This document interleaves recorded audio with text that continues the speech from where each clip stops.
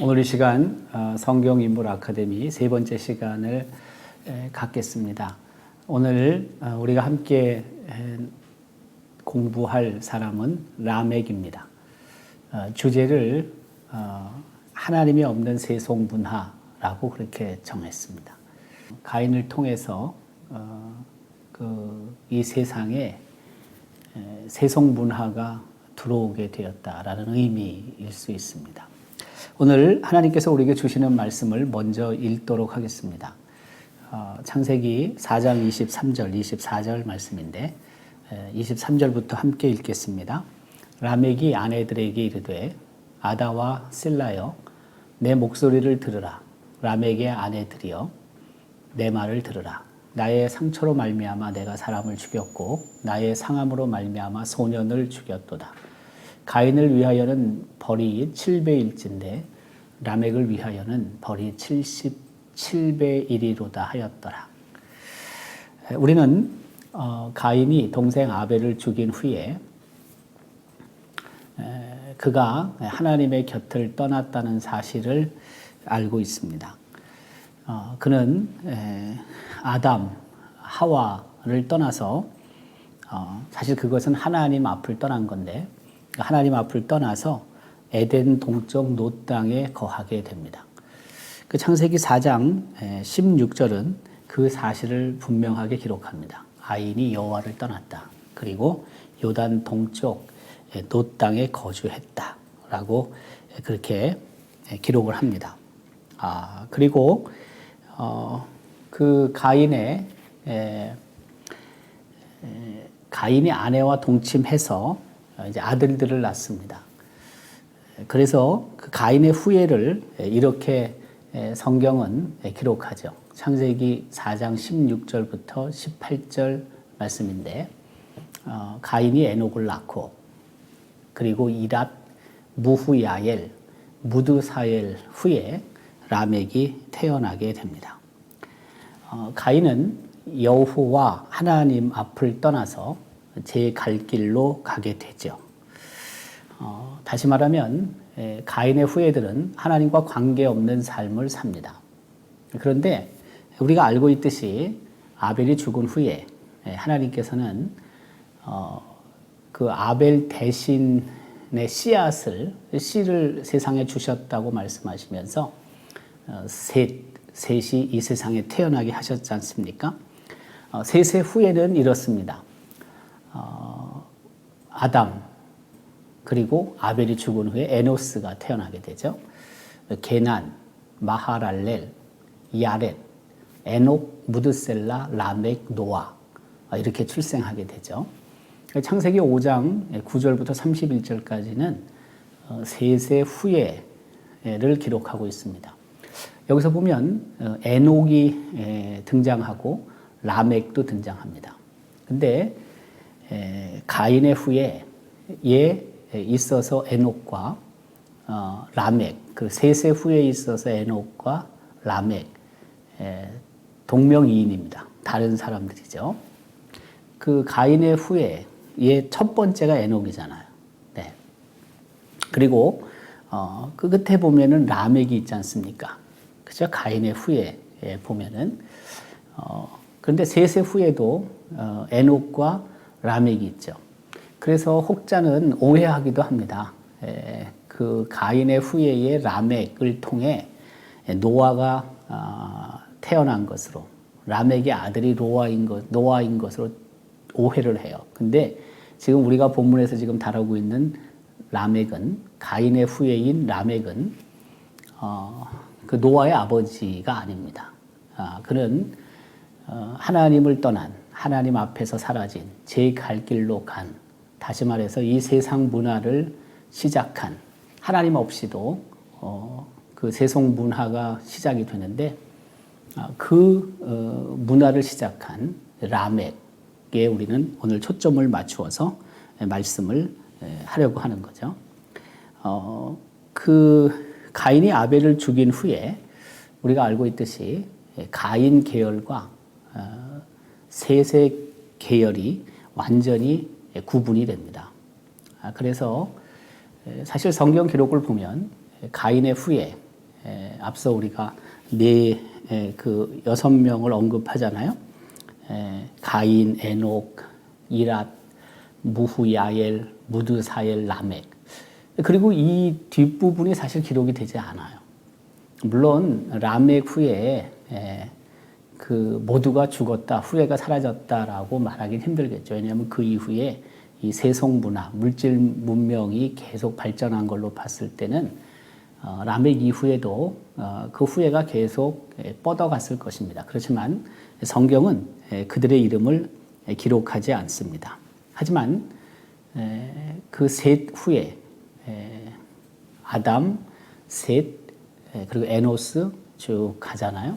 노아 그 이후에 쭉 가서 결국에는 예수님까지 오게 되는데 그 후에는 지속이 되는 거죠. 계속해서 이어지는 거죠. 오늘까지 하나님의 자녀, 하나님의 백성으로서 이어지는 거죠. 가인의 후에도 계속 이어집니다. 그렇지만 그 하나님의 백성, 하나님의 자녀, 거룩한 제사장의 후예와 대척점에 서 있다고 볼 수 있습니다. 그렇다면 라멕의 의미는 무엇일까요? 라멕의 의미는 능력 있는 자라는 뜻입니다. 능력 있는 사람이란 뜻입니다. 그런데 참 하나님이 주신 능력, 하나님을 위해서 잘 사용하면 얼마나 좋겠습니까? 그런데 그 능력을 하나님을 위해서 사용하지 않을 수가 있습니다. 우리 주변에도 그런 사람들이 있지 않습니까? 하나님이 주신 탤런트, 흔히 말하는 은사들이 너무나 좋은 게 많은데 그 하나님이 주신 은사, 능력을, 탤런트를 자기를 위해서 사용합니다. 하나님이 원하시는 일에 사용하지 않습니다. 그래서 때때로는 능력이 있는 게 문제가 될 수 있습니다. 능력이 있을 때 때때로 교만해지죠. 능력이 있을 때 자기 마음대로 하죠. 그래서 하나님과 전혀 관계없는 일을, 때로는 하나님이 정말로 싫어하시는 일을 합니다. 그 라멕은 우리가 알고 있듯이 아담의 아들 가인의 후손이었습니다. 그런데 그는 짧게 기록하고 있지만은 굉장히 교만했던 사람이고 또 포악했던 사람입니다. 자신의 능력이 많이 있다 보니까 아마 교만해질 수 있고요. 그러다 보니까 그 포악한 말과 포악한 행동에 이르렀다고도 할 수가 있습니다. 그래서 자신의 생각과 좀 다르면, 자신의 이익에 손해를 끼치면, 자기의 명예를 실추시키면 그는 가만히 있지 못했죠. 참지 못했죠. 그래서 어른이든 소년이든 나이에 관계없이 해코지를 했습니다. 살인까지 그 서슴지 않는 그런 말을 하잖아요. 우리가 오늘 본문 읽었지만 그 창세기 4장 23절 24절을 다시 한번 여러분 주목해서 주의 깊게 읽을 필요가 있습니다. 라멕이 아내들에게 이르되 아다와 실라여 내 목소리를 들으라. 라멕의 아내들이여 내 말을 들으라. 뭐라고 얘기해요? 나의 상처로 말미암아 내가 사람을 죽였고 나의 상함으로 말미암아 소년을 죽였도다. 보세요. 무슨 뜻이에요? 내가 조금이라도 그 상처를 받는다든지 혹은 내가 그 누군가를 통해서 좋지 못할을 당하면 가만히 있지 않겠다는 거예요. 네, 사람과 소년을 해코지 하는 일, 죽이는 일 서슴지 않겠다고 그는 말하고 있죠. 그만큼 그는 교만함의 뿌리가 있었고 그러다 보니까 살인도 서슴지 않는 잔인성을 갖고 있는 무법자였다라고 볼 수가 있습니다. 그런데 참 아이러니컬하게도 이런 라멕을 통해서 이 세상에 세속 문화가 시작이 된다는 사실입니다.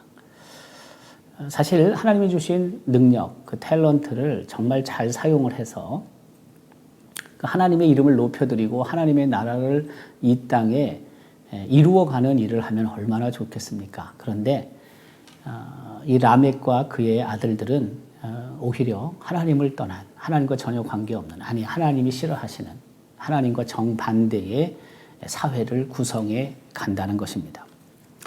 람에게 아들들을 성경은 세 사람으로 기록합니다. 야발, 유발, 그리고 두발 가인입니다. 앞서 언급한 것처럼 그 람에게는 두 부인이 있었죠. 하나는 아다고 또 하나는 실라입니다. 아다는 그 야발과 유발을 낳았습니다. 그리고 실라는 두발 가인을 낳습니다. 아들입니다. 아들들. 그 실라는 딸 나아마를 낳았다고 성경은 기록하고 있습니다. 그 두 아내를 통해서 그 라멕은 아들들을 낳았는데 이 아들들이 다 재주가 있었던 친구들입니다. 어떻게 보면은 세속 문화의 시조와도 같은 사람들입니다. 이 물질 문명, 물질 문화의 시작을 알린 사람들. 근데 이 라멕의 아들들 야발과 유발과 두발 가인 이 세 아들이 각자가 갖고 있는 그 탤런트들이 출중했단 말이에요. 그것을 통해서 계속 발전하여 이 세속 문화, 물질 문명이 발전하게 되었다는 사실입니다. 그 인류 문화의 시조로서 우선 야발에 대해 성경은 그렇게 기록하죠. 장막에 거주한 사람, 그리고 가축을 치는 자의 조상이다라고 성경은 기록합니다. 장막에 거주하고 가축을 치는 사람들이 어떤 사람들입니까? 유목민이죠. 따라서 야발은 유목민의 시조라고 보통 일컬어집니다. 이스라엘 백성이 애굽에서 430년 혹은 420여 년 동안 노예 생활하다가 해방이 되어서 이제 가나안 땅으로 향하잖아요. 그들이 애굽에서 나올 때에 그 양과 가축들을 갖고 나오죠. 여러분 광야에서 그 오랜 세월 동안 40년 동안 풀도 별로 없는데 물도 별로 없는데 이 가축들을 계속 끌고 다니는 게 얼마나 힘들었겠습니까? 그래서 이스라엘 백성은 유목민족입니다. 그런데 이들이 요단강을 건너서 가나안 땅에 들어간 후에 농사를 짓게 되죠. 그러니까 유목하는 것이 이스라엘 백성의 원래 직업입니다. 그런데 가나안 땅에 살고 있는 사람들이 농사를 지는 것을 보고 그리고 농사를 짓게 되죠. 농사 짓다 보니까 바알신을 섬기잖아요. 이방신을 섬기게 되죠. 참 문제가 심각한 일이 벌어지기 시작한 거죠. 근데 어쨌든 이스라엘 백성이 유목민족인데 람에게 아들 야발이 유목민의 시조였다는 것. 그것은 참 어떻게 연결시켜야 하는지 잘 쉽지가 않습니다. 어쨌든 그 람에게 아들 야발은 장막에 거주했고 가축을 치는 자의 조상으로 성경은 기록하고 있고 그리고 유목민이 바로 야발로부터 시작되었다라는 것을 우리는 기억해야 합니다. 두 번째 아들이 유발을 기록하고 있는데요. 성경은 창세기 4장 21절에는 수금과 퉁소를 잡는 모든 자의 조상이라고 기록합니다. 다시 말하면 음악에 필요한 악기, 그렇죠? 혹은 연주가의 시조라고 할 수 있습니다. 음악, 문화의 시조죠. 그러니까. 네. 킹 제임스 버전은 수금과 퉁소를 하프와 오르간으로 번역을 했습니다. 킹 제임스 버전 창세기 4장 21절은 이렇게 기록합니다. 그의 형제의 이름은 유발이었는데 그는 하프와 오르간을 다루는 모든 자들의 조상이 되었더라. 이렇게 기록해요. 그러니까 이 세상에 등장하는 음악, 그 음악의 시조가 된 사람이 유발입니다. 우리가 하나님을 경배하고 하나님을 예배할 때에 여러 도구들을 사용합니다. 도구라는 것이 당연히 악기죠, 악기. 성경에도 하나님을 찬양할 때 악기들이 등장하지 않습니까? 그래서 사실 뭐 악기는 그 선악의 구분이 없죠. 그 가치 중립에 속해 있다고 볼 수 있죠. 그런데 하나님을 경배할 때 하나님 앞에 우리가 예배를 드릴 때 그런 악기들이 오히려 더 하나님께 집중하지 못하게 한다면 그 악기는 사실 없어야 되는 게 맞다라는 것이 종교 개혁자들의 생각이었습니다. 하나님 앞에 경배하는데 악기가 오히려 사람들로 하여금 더 관심을 받게 한다면 그것은 옳지 않다. 그래서 악기 없는 예배, 그게 무슨 뜻이냐면 더 하나님께 집중하고 오직 하나님 앞에 드려지는 온전한 예배가 되기 위해서 악기가 필요 없다라고 종교개혁자들은 생각했습니다. 우리가 잘 알고 있는 마틴 루터도 굉장히 음악을 좋아했던 사람이고 잘했던 사람이에요. 그런데 그는 악기 사용을 금지했습니다. 칼빈도 마찬가지예요. 근데 우리가 잘 알고 있는 쯔빙글리는 마틴 루터나 존 칼빈에 비해서 훨씬 음악성이 뛰어났던 사람이었다고 합니다. 그는 그 하프나 혹은 혼, 뭐 트럼펫, 파이프 이런 것들을 다 다룰 줄 아는 사람이었대요. 근데 그가 스위스의 쭈리 대성당에서 그 개혁된 교리로 처음 목회할 때 그는 예배에 있어서 모든 음악을 금지했대요. 오르간도 없애버렸대요. 회중 찬송도 허락하지 않았대요. 이유는 다른 데 있지 않아요. 혹시라도 성도들이 이 오르간이나 악기나 찬송에 집중해서 하나님 앞에 온전한 예배를 드리지 못할까 봐 그렇게 염려하며 그랬던 것입니다. 그가 평소에 악기를 부정하게 생각한 건 아니에요. 그렇지만 혹시라도 온전히 하나님 앞에 100% 경배해야 되는 그 예배의 자리에서 하나님이 제2순위, 제3순위가 될까 봐 염려했던 거죠. 사실 이 유발에 의해서 시작된 악기들이 그 사탄의 도구로 사용되는 경우들도 있다고 합니다. 아니, 우리는 그렇게 생각합니다. 네. 뭐 흔히 말하는 헤비메탈도 락 이런 뮤직들도 뭐 그렇지 않은 경우도 있지만 그러나 그 락 뮤직을 통해 헤비메탈이나 또 다른 악기들을 통해 사탄이 그 개입하는 거죠. 그래서 악기 사용에 있어서 우리가 조심해야 될 필요가 있다는 것입니다. 그 악기를 통해 오히려 하나님께 영광이 올려드리는 것이 아니라 잘못하면 하나님의 영광을 가리우는 정말 그 악한 이 세속 문화가 하나님의 백성들을 지배하게 되고 또한 예배에 침투할 수 있다는 것도 우리가 기억해야 한다는 것입니다. 조심해야 되는 거죠. 그러니까 한마디로 얘기하면 그 오늘날도 마찬가지입니다. 우리가 예배 시에 여러 악기들을 사용하는데 그 악기 사용에 있어서 그 종교 개혁자들이 생각했던 그런 측면들을 우리가 고민하면서 사용을 할 필요가 있는 겁니다. 뭐 독창을 하든 중창을 하든 악기 연주를 하든 그것은 그 하나님께 올려야 될 영광을 때때로 그 독창하는 자나 중창하는 자나 합창하는 자나 혹은 악기를 연주하는 자가 가져갈 수 있어요. 그건 대단히 위험하다 이거예요. 네. 그들이 찬양하는 이유는 하나님께 영광 올려드리기 위함이라는 사실입니다. 그들이 연주하는 이유는 하나님께 영광을 드리기 위해서 찬양하는 건데 다 끝난 후에 그 영광을 하나님께 돌리는 것이 아니라 본인이 받게 된다면 그것은 안함만 못하다는 거예요. 그래서 제가 늘 여러분들에게 말하고 있지만은 찬양한 후에 그 찬양자를 향해 박수 치는 것은 절대 하면 안 됩니다. 너무나 좋은 연주를 했어요. 박수를 쳤어요. 근데 그 박수가 그 사람이 잘했기 때문에 박수 치면 안 된다 이거예요. 근데 우리는 때때로 아무 생각 없이 정말 노래 잘 불렀어, 찬양 잘했어, 정말 연주 잘했어 라고 생각하며 박수를 친단 말이에요. 하나님께 영광을 올려드리는 박수라고 우리가 말하기도 하지만 실제 가만 보면 그 사람을 향한 박수가 많다는 거예요.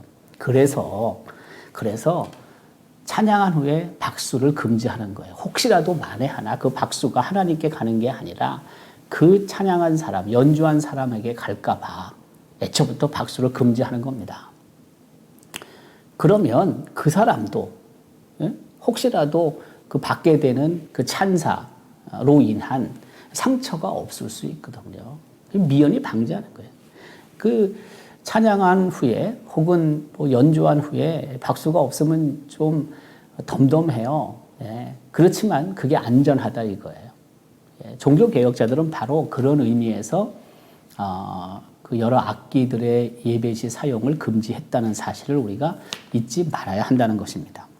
세 번째로 이제 두발 가인이 나오죠. 이 두발 가인은 도구, 연장을 시작한 사람입니다. 그래서 창세기 4장 22절은 두발 가인에 대해 그렇게 말하죠.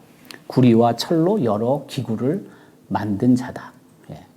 도구죠, 도구. 뭐 예를 들면 뭐 농기구도 만들 수 있고요.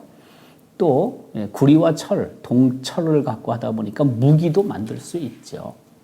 근데 아마 그 유목민으로 이들이 살았기 때문에 뭐 농경에 필요한 그런 도구를 만들기보다는 아마 여러 그 전쟁에서 필요한 무기들을 만들었을 가능성이 있어요. 왜냐하면 가인이 여호와 앞을 떠나잖아요. 그리고 요단 동편으로 가잖아요. 그리고 그가 성을 쌓습니다. 그리고 그 아들의 이름으로 성의 이름을 에녹이라고 했다고 창세기 4장 17절은 기록해요. 다시 말하면 그 가인은 도시 문명을 이룬 사람이에요. 성을 쌓고 그 안에서 뭐예요? 사람들이 살아가잖아요. 그 성을 통해서 여러 그 음식 혹은 거주 뭐 이런 것들이 이제 해결이 되면서 발전해 가는 거거든요. 그래서 도시 문명을 시작한 사람이 가인이고 그 가인의 후예들이 발전시켰다고 볼 수 있거든요. 두발 가인은 그 동과 철을 통해서 기구를 만들었다는 것은 성을 만들고 성을 지키고 또 성을 넓히고 그러면서 뭐예요? 무기를 만들었다는 의미일 수도 있죠. 기계 문명, 도시 문명을 시작한 사람들이 가인의 후예들이라고 할 수가 있습니다. 더욱이 그 가인이 사람을 죽이잖아요. 동생 아벨을 죽이잖아요. 근데 그게 계속 사실은 이제 이어지는 거죠. 그래서 라멕에 오게 되면은, 라멕 시대에 오게 되면은 그가 보다 더 잔인한 그런 모습으로 살죠. 아까 우리가 오늘 본문 창세기 4장 23절, 24절을 읽었는데 24절은 이렇게 기록하거든요. 24절에 가인을 위하여는 벌이 700일째인데 라멕을 위하여는 벌이 77배 1이로다 하였더라. 이게 무슨 의미예요? 가인이 아벨을 죽였어요. 근데 두려웠어요. 그게 인류 최초의 살인이잖아요. 그 살인에 대해서 주변 사람들이 혹시 알게 되면 자기를 해할까봐 두려웠죠. 그때 그 하나님께서 그렇게 가인에게 말씀하시죠. 네. 보호한다는 차원에서 하나님께서 가인을 죽이는 자는 벌을 7배나 받게 될 것이다. 안심을 시키죠. 근데 그리고 나서 어떻게 해요? 가인이 여호와 앞을 떠나는 거예요. 근데 그 라멕은 어떻게 해요? 그 자신에게 해를 끼친 사람, 그 사람이 받는 벌이 77배라는 거예요. 하나님께서 가인에게 그 안전을 약속하신 것이 그 가인을 해치면 7배의 벌을 받게 될 것이다 했는데 이것을 곡해하는 거죠. 자신에게 해를 끼친 사람은 77배 벌을 받게 될 것이라고 얘기를 하죠. 그게 얼마나 잔인해요. 77배라는 것을 생각해 보세요, 여러분. 말도 안 되는 거죠. 그러니까 어쨌든 그런 무기들을 이 아들 두발 가인을 통해 만들었을 것이고 이것을 통해서 좀 더 자신들의 영역을 넓혀갔을 것이다. 물질 문명이 발달되고 싸우고 전쟁하고 결국에는 그 탈취하고 그렇죠? 네.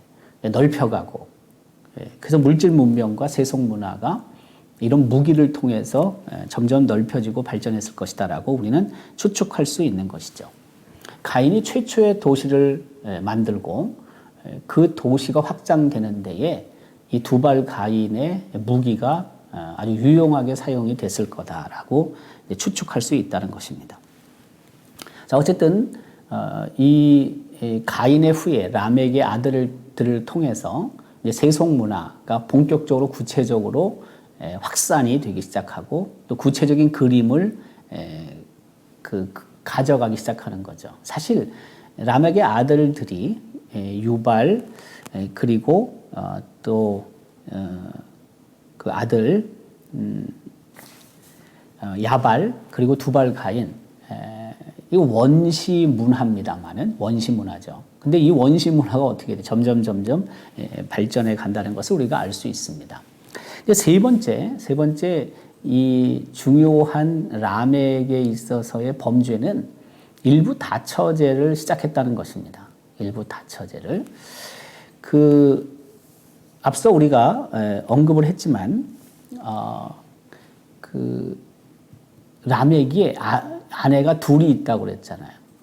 창세기 4장 23절은 그렇게 기록하고 있습니다. 라멕이 아내들에게 이르되, 그죠? 아내들에게 이르되. 그러니까 아내들 복수지 않습니까? 근데 그 아내가 이름이 뭐예요? 아다와 실라입니다. 아다라는 이름은 그 장식품이라는 의미라고 해요.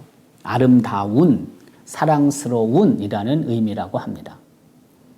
실라는 그 아름다운 소리라고 보통 생각합니다. 그 의미를. 왜냐하면 그 실라의 히브리 원어를 보면은 그 딸랑딸랑 울리는 소리에 어원을 두고 있다는 거예요. 그래서 다시 말하면 라멕의 두 아내는 아다 실라의 의미를 살펴보면은 라멕이 결혼을 했는데 그 아내들이 두 명의 아내들이 그 아름다운 소리와 사랑스러운 그런 얼굴을 가진 여인들이었다라고 해석할 수 있다는 것이죠. 그는 최초로 두 아내를 둔 사람입니다. 일부 다처라고 할 수 있죠. 근데 우리가 알고 있듯이 일부 다처는 그 하나님께서 원하시는 가정의 형태가 아니라는 것입니다. 비성경적인 가정이 라멕을 통해서 시작이 되었다는 것입니다. 다시 말해서 창조 질서를 깨트리는 거죠. 우리가 잘 알고 있듯이 창세기 2장 24절에서 하나님이 이렇게 말씀하시잖아요. 이러므로 남자가 부모를 떠나 그의 아내와 합하여 둘이 한 몸을 이룰지로다. 분명히 일부 일처를 말씀하고 계시는 거죠. 이어서 예수님께서도 말씀하시죠. 창세기를 통해서 마태복음을 통해서 예수님께서 분명히 말씀을 하시죠. 마태복음 19장 8절 9절이죠. 예수께서 이르시되 모세가 너희 마음에 완악함 때문에 아내 버림을 허락하였거니와 본래는 그렇지 아니하니라. 내가 너에게 말하노니 누구든지 음행한 이유 외에 아내를 버리고 다른 데 장가드는 자는 간음한이니이다. 다시 말해서 하나님이 원하시는 가정은 부부는 일부 일처입니다. 일부 다처는 어떤 경우에도 하나님의 뜻이 아니고 성경적이 아니라는 사실입니다. 오늘날에도 아직도 일부 다처제의 사회가 있습니다. 아직도. 인류 역사를 보면은 일부 다처가 그런 사회가 많았고, 오늘날 뭐 첨단 과학 시대, AI 시대에도 일부 다처제를 주장하고 그게 계속되는 그런 사회가 있거든요. 이게 어떻게 보면은 라멕의 후예가 계속 이어가고 있는 하나님께서 원하시는 창조 질서를 무너뜨리는, 깨트린 그런 그 사회의 모습이라고 할 수가 있다는 것입니다. 라멕은 바로 이와 같은 그 세속 문화, 하나님이 없는 세속 문화가 이 세상에 들어오게 한 책임이 있습니다. 그들에게는 라멕과 그의 후예들에게는 안중에 하나님이 없었다고 볼 수 있습니다. 하나님을 의식하지 않는 삶이죠. 왜? 가인이 동생 아벨을 죽인 후에 어떻게 했어요? 하나님 앞에서 떠났죠. 하나님 앞에서 떠났다는 건 뭐예요? 하나님 없는 세상을 시작했다는 뜻입니다. 그들의 삶 속에 하나님을 의식하지 않았다는 것입니다.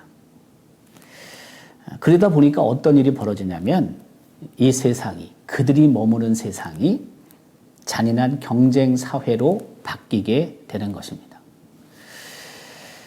사실 라멕은 무법자였습니다. 폭행과 살인을 정당화한 사람이었습니다. 살인을 미화하고 합리화한 사람이라고 할 수가 있습니다. 앞서 창세기 4장 23절, 24절 우리가 본문을 함께 살펴봤지 않습니까? 어떻게 해요? 나의 상처로 말미암아 내가 사람을 죽였다. 상처 입었는데 사람을 죽여요. 나의 상함으로 말미암아 소년을 죽였다. 그 77배 이상이 되는 거죠. 내가 조금 문제가 있으면은 그 눈에는 눈, 귀에는 귀 정도가 아니라 아예 그냥 죽여버리는 거예요. 살인을 미화하고 합리화하는 모습을 우리는 24절에서 볼 수 있는 겁니다. 24절은 뭐예요? 가인을 위하여는 벌이 7배지만 라멕을 위하여는 벌이 77배다. 얼마나 자기를 합리화시키고 있습니까? 보복을 자랑하고 있고 자기 힘을 과시하는 라멕의 모습을 우리는 볼 수 있습니다. 77배로 보복하는 폭력의 세상이 라멕의 후예들에게서부터 시작이 됐다는 것입니다. 라멕을 위하여는 벌이 77배에 이르도다. 이거 누가 정했어요? 하나님이 정하셨어요? 아니요. 자기가 정한 거예요. 자기 멋대로 정한 것입니다.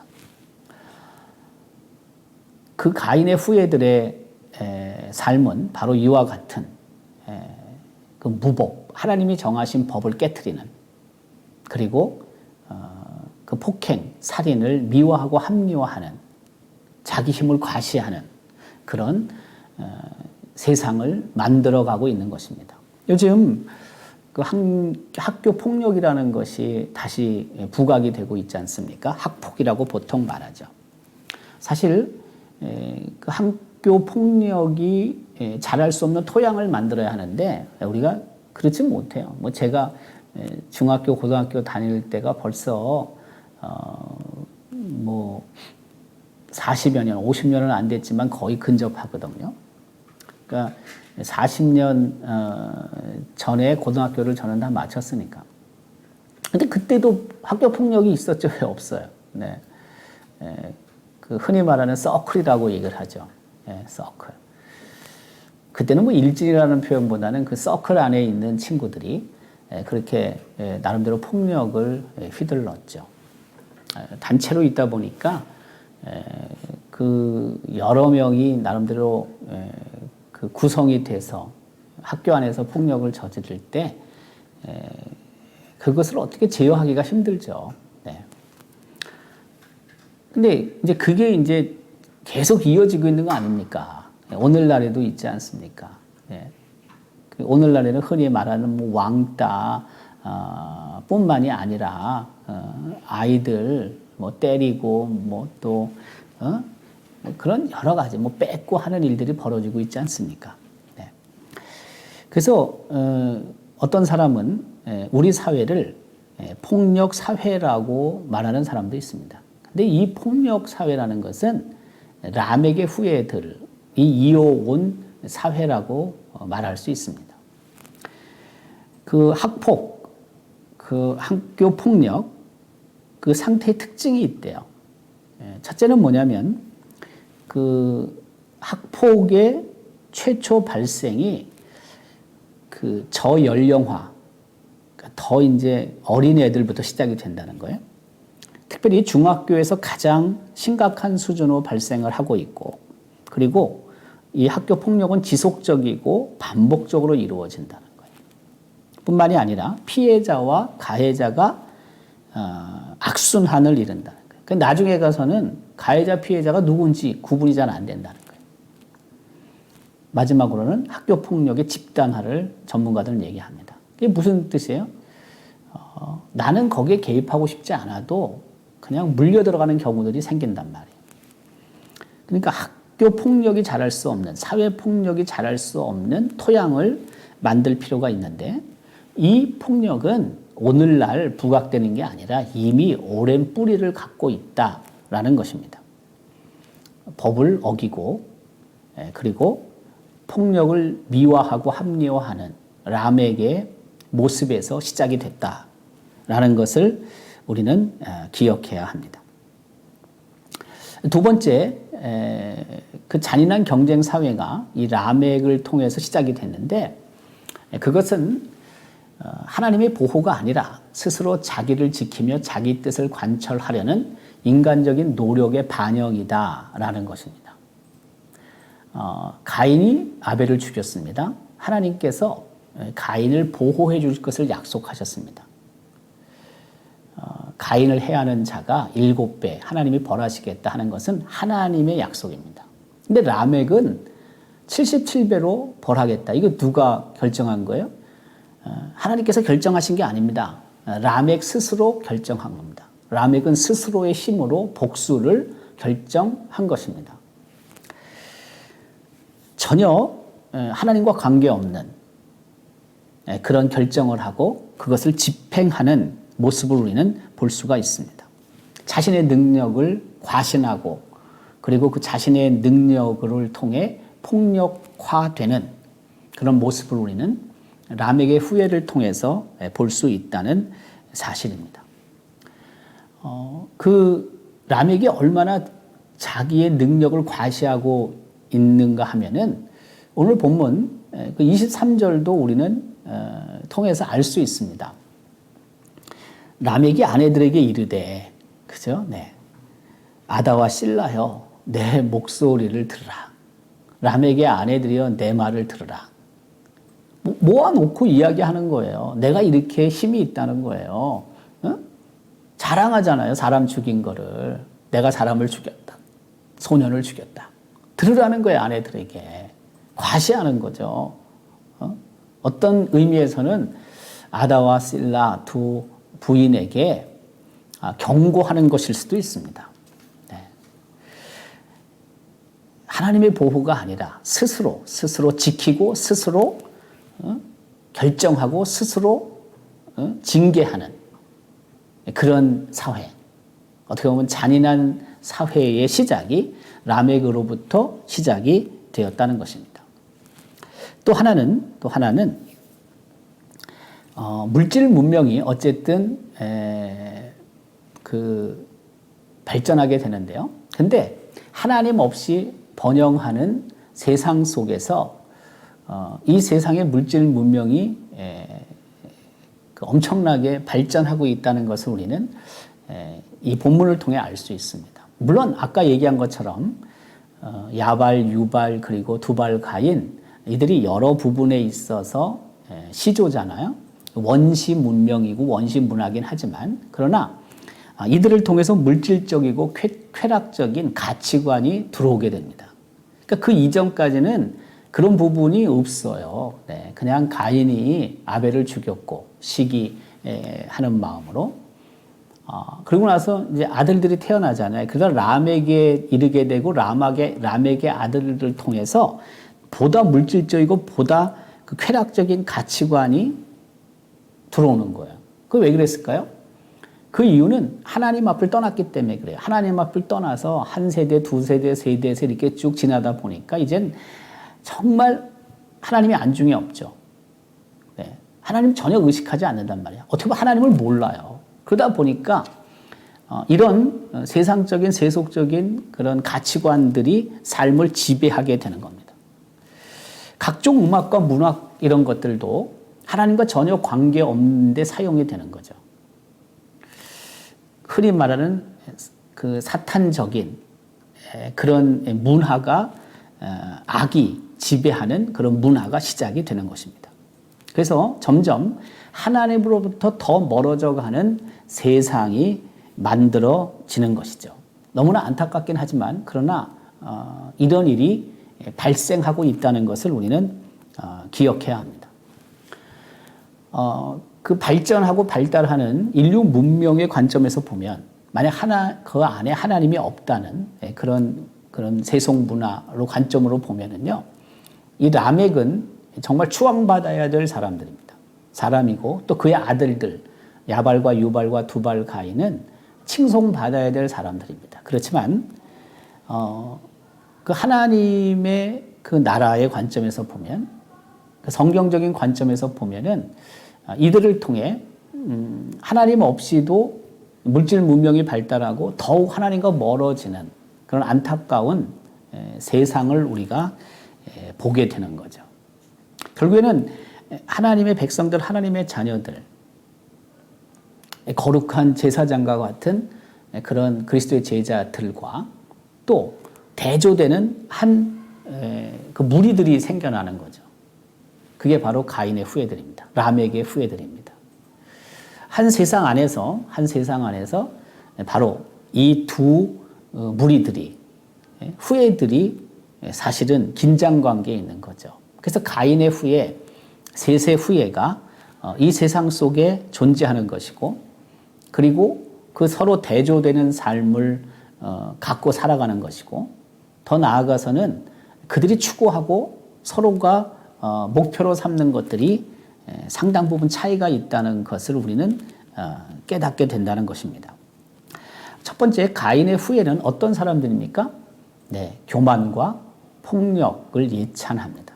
물론 그들 중에는 하나님 앞을 떠난 사람, 하나님을 의식하지 않는 사람들 중에 겸손한 사람도 있고, 그리고 폭력이 아닌 그런 사랑의 삶을 사는 사람도 있을 수 있습니다. 그런데 가인의 후예들이 갖고 있는 기본적인 성향이, 그렇죠? 교만함, 폭력이 내부 속에 있는 겁니다. 그것이 결국에는 표출되는 겁니다. 근데 실질적으로 그 하나님의 거룩한 백성, 셋의 후예들에게도 저런 교만과 폭력의 내성이 있어요, 실질적으로. 근데 그것을 성령으로 계속 죽여가는 삶을 우리도 살아야 되는 거지만, 그렇잖아요? 하나님의 백성이라고 해서 교만한 마음이 전혀 없습니까? 폭력성이 전혀 없습니까? 아니요. 하나님의 백성, 하나님의 자녀 안에도 바로 가인의 후예와 같은 그런 악의 그런 모습들이 있다는 거예요. 교만과 폭력의 예찬을 하는 그런 성품들을 갖고 있다는 거죠. 결국에는 무슨 뜻입니까? 꼭 가인의 후예가 완전히 구별되어서 하나님의 백성과 다른 그런 무리로 존재하기도 하겠지만, 그러나 셋의 후예 안에 속에서도 저런 하나님이 원하시지 않는 육에 속한 모습이 있다는 것을 기억하라는 것입니다.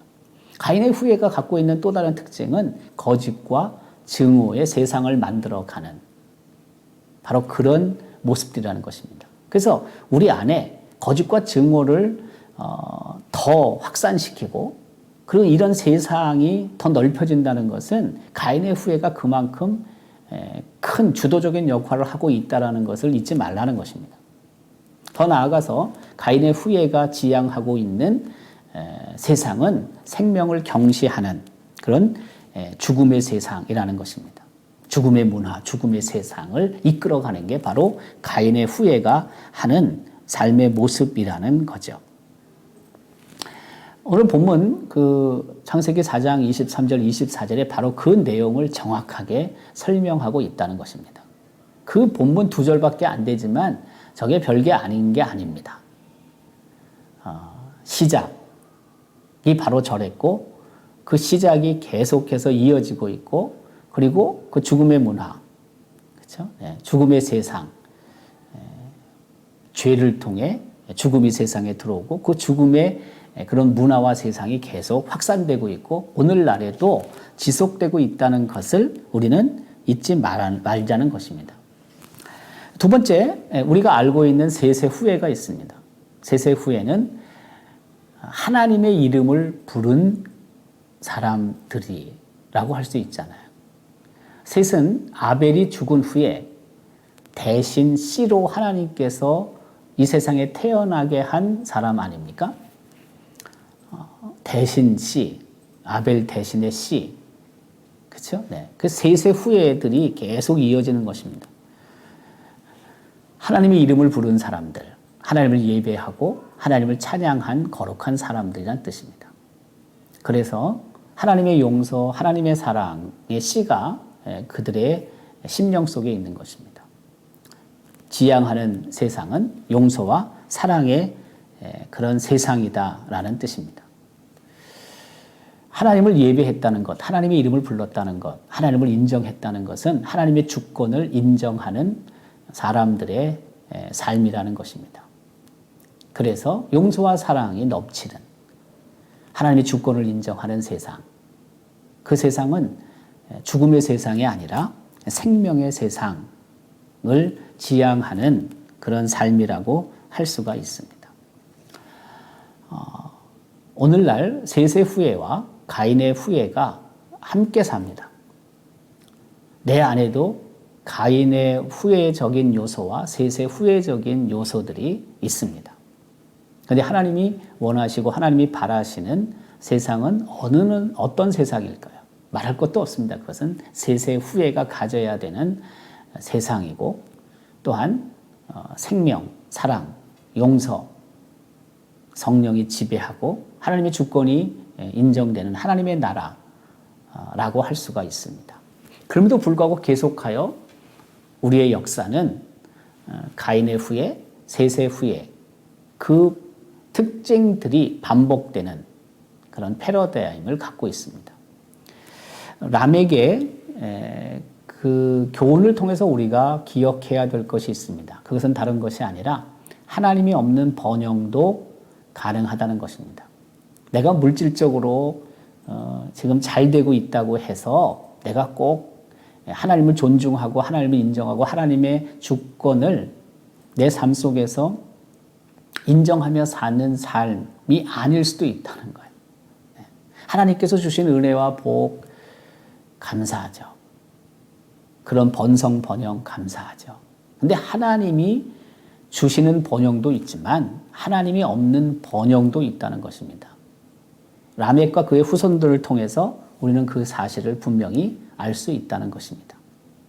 그런데 문제는 이 세상은 가인의 후예가 장악한 세속화된 세상이 지금 주도하고 있다는 것을 잊지 말라는 것입니다. 어떻게 보면 셋의 후예의 그 영향력이 그만큼 더 감소되고 있는 겁니다. 가인의 후예가 이 세상을 장악하고 있는 겁니다. 셋의 후예는 소수라고 할 수도 있습니다. 셋의 후예는 하나님을 주인으로 인정하는 사람들입니다. 셋의 후예가 살아가야 할 세상은 정의의, 사랑의, 공의의 세상입니다. 바로 그런 세상을 꿈꿔야 하고 그런 세상을 향하여 셋의 후예들은 힘겹지만 하나님의 주권을 인정하고 그리고 하나님을 더 사랑하고 하나님의 말씀에 순종하는 삶을 살아야 한다는 뜻입니다. 라멕의 이 본문을 통해서 하나님이 우리에게 하시는 말씀에 귀를 기울여야 될 것 같습니다. 라멕은 계속해서 자신을 강조합니다. 자신, 하나님을 강조하는 것이 아니라 나 자신을 언급합니다. 내 자신을 내가 드러내고 내 자신을 강조할 때 가인 후예의 품성이 혹 내게 있을지도 모른다는 것을 우리는 잊지 말아야 합니다. 내 목소리를 내는 것은 바로 가인의 후예의 품성을 드러내는 것입니다. 내 소리를 드러내기보다는 하나님의 말씀, 하나님의 음성을 통해서 그 하나님의 뜻을 내가 이해하고 더 나아가서 하나님의 이름을 높여드리는 삶을 우리가 살아야 한다는 것입니다. 아담이 범죄했고 그의 아들 가인이 사람을 죽입니다. 어떻게 보면은 그 아벨을 죽인 것은 갑작스럽게 벌어진 일이라고도 할 수 있습니다. 그런데 여러 대를 거쳐서 라멕에 이르러서는 그 살인이 폭력이 보편화됩니다. 그 이후부터 살인은 쉽게 벌어지는 일이 돼버리는 겁니다. 우리 안에도 그 작은 죄, 그것이 더 큰 죄로, 더 나아가서는 감당할 수 없는 범죄로 이어질 수 있습니다. 가인의 후회의 모습인 것입니다. 그것을 죽이는 것은 바로 말씀이고 그것을 죽이는 것은 성령의 능력인 것입니다. 셋의 후회는 하나님의 말씀 그리고 성령의 지배받는 삶을 삽니다. 오늘도 하나님께서 우리에게 주시는 말씀을 우리가 기억하면서 가인의 후회가 아니라 셋의 후회답게 거룩한 하나님의 백성으로 살아가고 그것이 이 세상에 보다 거룩한 영향력으로 드러나서 조금 더 하나님의 나라가 이 땅에 임할 뿐만이 아니라 죽음의 문화가 물러가고 폭력의 문화가 물러가고 사랑과 정의와 공의의 세상이 우리 그리스도인들을 통해 펼쳐지는 그런 하나님이 원하시는 세상이 좀 더 확장될 수 있기를 주님의 이름으로 기원합니다. 하나님 고맙습니다. 오늘도 저희들을 하나님께서 불러주셨고 또한 말씀 앞에 서게 하셔서 고맙습니다. 라멕을 통해 이 시대에 하나님이 주시는 말씀에 귀를 기울였습니다.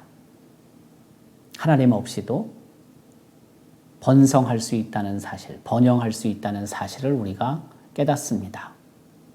하나님이 주시는 은혜, 하나님이 주시는 복을 통해 우리가 더욱 발전하고 또한 번영할 수 있지만 그러나 때때로 그것 없이도 우리가 잘 될 수 있다는 것을 기억하게 하시고 오늘 나 된 것이 하나님의 은혜인지 살펴보게 하시며 셋의 후예로서 거룩한 영향력을 세상에 드러내어 사랑과 정의와 공의가 충만한 세상을 만들어가는 우리 모두가 되게 하여 주옵소서. 하나님께 모든 것을 감사드리며 예수님의 이름으로 기도드리옵나이다. 아멘. 다음 시간 우리가 네 번째 시간 준비해 주시고 또 기도로 오늘 말씀을 생각하며 또 기도로 다음 시간을 준비해 주시기를 바랍니다.